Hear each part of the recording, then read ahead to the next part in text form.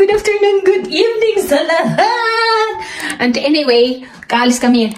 Alam nyo naman, Saturday, grocery. Then, outfit check tayo ngayon. Tadam! Ito pa pala yung outfit ko for today. Against the light man tayo. Ayan lang, simple lang naman. Eh, hayaan nyo na yan, hindi ako marunong magsuot ng mga ganito eh. Yan lang, simple.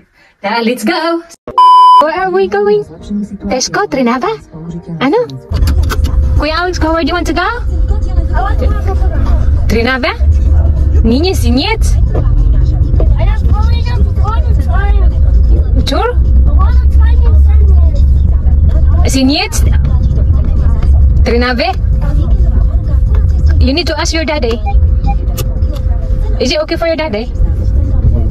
The Trinava? Ha? Apupong? Niye. Nandito na pala kami sa Tesco pero hindi ko maintindihan kung bakit ang daming customer today. May bagsak presyo siguro. Ang sarap siguro kumain dyan sa grill house. Oh. Hindi ko pa yan na-try ba? Maghahanap ako ng paraan para makapag-try ng ano dito, KFC. Ito mga fast food nila. Wala pa kasi akong budget. Si Philip at saka si Alex nandito sa toys area. Oh, tignan natin ha kung anong pinili nila. Tutumas, kuya. Do you want to buy this? Huh? What's that? But that's too expensive, kuya. Oh. Prosim? Wow, begini. Uh-huh. Kuya, look at that. What is that? 28? My God. That's too expensive, kuya. Ilang kilo ng bigas niyan mabili. Naku Lord, wag na kuya. Mommy, ano, in your birthday? Ano? Dobre? Aha, dobre. Tuwang-tuwa si Philip eh. Ano? Chuto mas Philip ko. Ano? Diyos ko, napakamahal naman. Ano? Yung mga presyo ba o? Ito ang dahilan kung bakit pinili ni Kuya Alex ang Tesco Trinava. Ang dahil sa monster truck na ito. No, nag-agawan na naman sila sa wheels oil. Gusto ni Philip na mag-drive siya. Kuya Alex ko, niye. Ay, naku na lang. Be, está chilo, be? Oh, yan, nag-agawan na sila. Next time, bibigyan ko yan sila ng iisa. What happened? O, ito ba? Este? Okay, Philip goes turn. Tak, dobre. Okay, go! Hindi na umandar. Go, go, go! Ayan si Philip na ang driver. Agoy, Diyos ko, gumastos na ako ng 3 euro. Ayan sila. Pero hindi pa rin sila nakontento. Gusto pa nila momo daw. Pero last na ito. Baka ito yung monetary, oh? Hindi ko alam. Itanong ko nga to sa kaibigan ko. A few moments later. Ito yung nag-grocery namin dahil may bisita kami bukas Sunday. Ang handa namin pork at saka chicken. Hindi mawawala yan. Sangka damakmak ng mga food. Minsan lang naman ito mangyari sa isang taon, isang beses lang. A few moments later. Bisita for tonight. Busy sila sa Biko. Biko in Slovakia. Nasa Tesco ka. Hiningi mo dyan sa Tesco and Kaufland. Paano yan? Okay, kuan. Ano dyan? Ha? Good. Black daw, black nose. Ano na? Dalawa na sila, nagluto. Hindi sila alam ang gagawin nila. Left and right. And then, Ready na ito, Magic? isa. Wala, uy. Tignan mo, yung isa, akala ko yung isa tumutulong. Gusto pala niya kumain.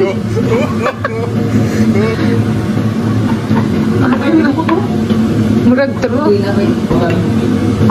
Sticker rice. Dinner rice. Lala, saglit lang. Ano, sweet? Uy, wala naluto na ilaw. Wala nakalagay hilaw, oh. Gamitan na natin ang bako. Yung bako. Ang natira nga pala. Chef, okro ba ni si Aisa at saka ano, si Dakdak? Mag-order mo. Ano lang daw, 10 euro. Alam nga, nagdubli magkagamit. Ako na yung sa kapot. May mga dancer ako dito. Saan na sila?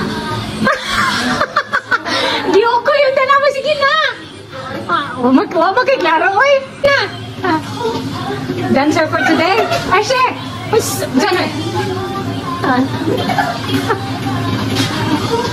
Pabor. Yung hanggang dulo. Ay,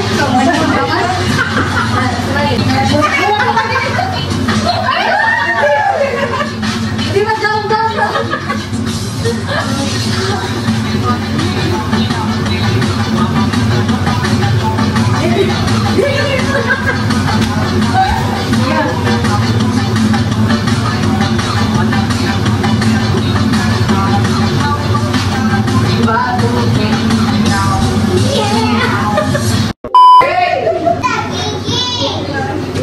Uy, hi sa iyo, Pagkagwa. Nating babaha ka ba? Hindi dito ako pag-share bitaw?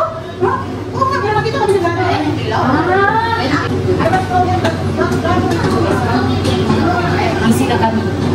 Tingnan niyo itong dalawa. Gawin ako. Ay, yan. Suki ba kayo ng tingnan ako? Ay, bitch ka. Alam ko si Akay. Louie. What concept? Ay, Louie. Ay, okay na. What concept? Si Akay. Neto, tita. Ada.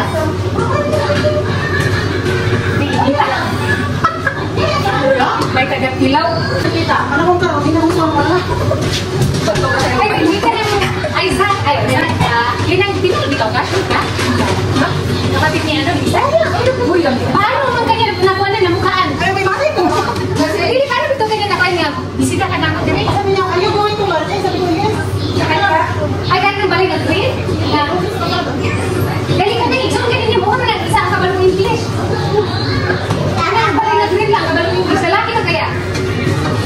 Lagi ka to lagi. Kaya siya naman ang sa kanan niya itsong ka na pang kabalong English. Sa mali. Yan na. Isa niya, baka ako? Wow! Pagkakot, pamigay. Ay, Becky. Tama na lang yan. Ako rin na isa, no? Yan na. Saan ka rin papa? Sabi sa ako. Saan yung tanong tanong? Bukan ako, hindi alam. Okay. Hindi may papa. You can choose what do you want. Mga bisita ko, galing sa ating bagong panig ng Pilipinas. Galing kami sa Bangkok. Oh, sa lang ako. Si Ay, galing na? Sri Lanka. Si Ay, Yanga? India.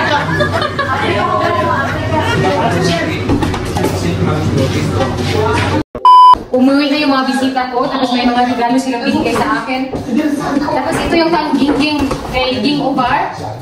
Salamat sa iyo, binigyan niya ako ng regalo na ganito. Para sa oven bat. Pang bake pala ito. Tawag ito eh. Mag-unboxing tayo. Hindi ko na alam yung mga pinagbibigyan niya sa akin.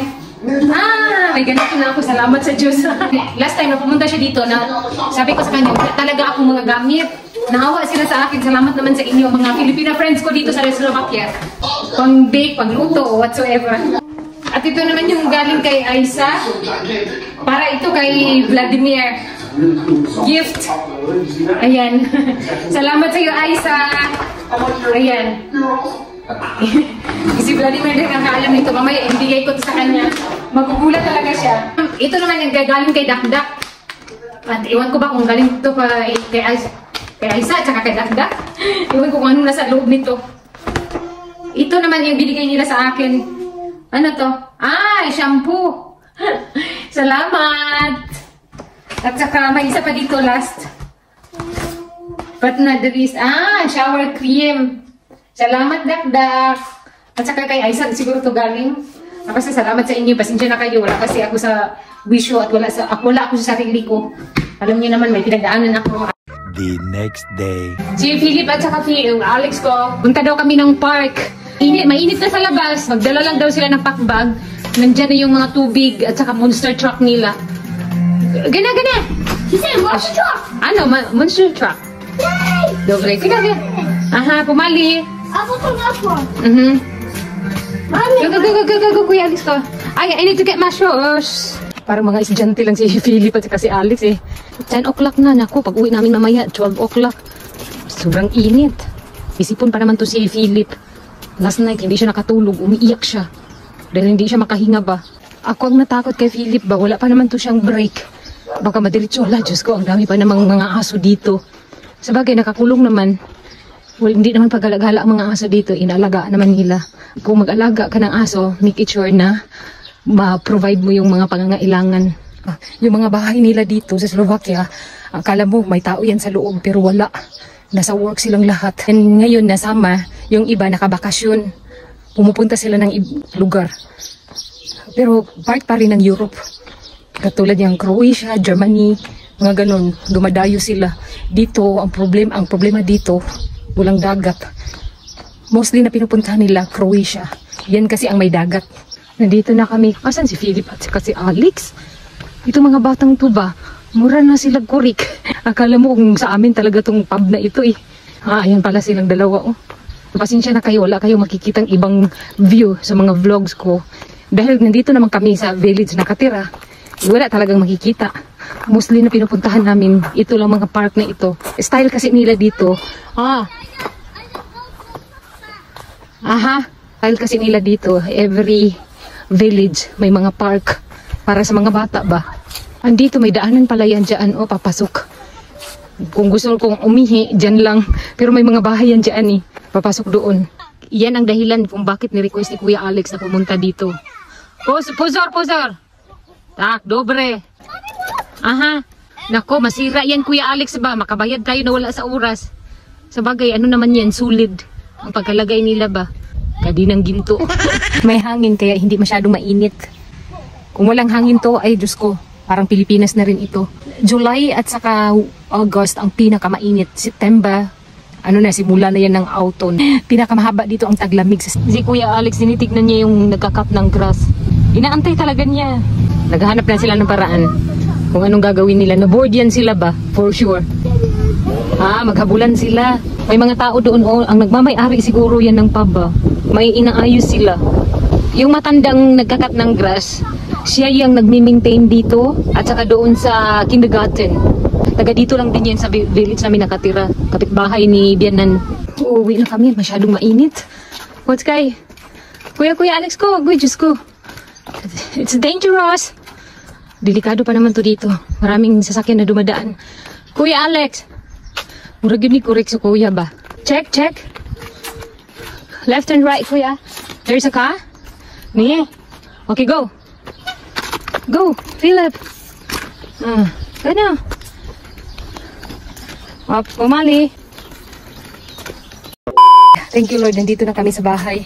I-check ko daw tong apple namin dito, be. Kung hinog na to. Maasim pa naman to. Dobre. Matanggal man siya lahat, uy. Parang bayabas na lang eh. Nasira man. Sabi ko sa inyo eh. Maasim. Binigyan kami ng flower ni sister-in-law. Tricolor daw yan Ito pa binigay niya. Ponytail plants. Indoor plants ang binigay niya sa amin. Corn plants daw ito. Tapos kasama pa yung flower pot. Di ba saan ka pa? May flower na, may pot pa. Ang isa nandito sa kwarto namin. Bigyan kami ng flowers na 4 piraso. So dito ko inilagay. Tignan yung itong dalawang to. Ang aking pilo, ginawa nilang toys. Ayon kasi sa feng shui, hindi daw to dapat ilagay sa living room. Dapat nasa bedroom or else nasa pathway, yung palabas ng bahay. Kasi pangalis daw to ng mga negativity. Iwan ko lang mga feng shui na yan. Try ko lang nilagay dito. Sa awa ng Diyos, ganun pa rin. Wala namang improvement. Pero okay lang din. At least nagkaroon kami ng flower dito sa loob ng room. Nagulat nga ako eh. Snake plant pa pala to. Binigyan din ako ni Aisa ng money plant. As a gift na din niya sa akin. Maraming salamat sa inyo. Sister-in-law and Aisa. Nilagay na naman nila dito sa baba yung blanket ko at sa kaunan. This is a video.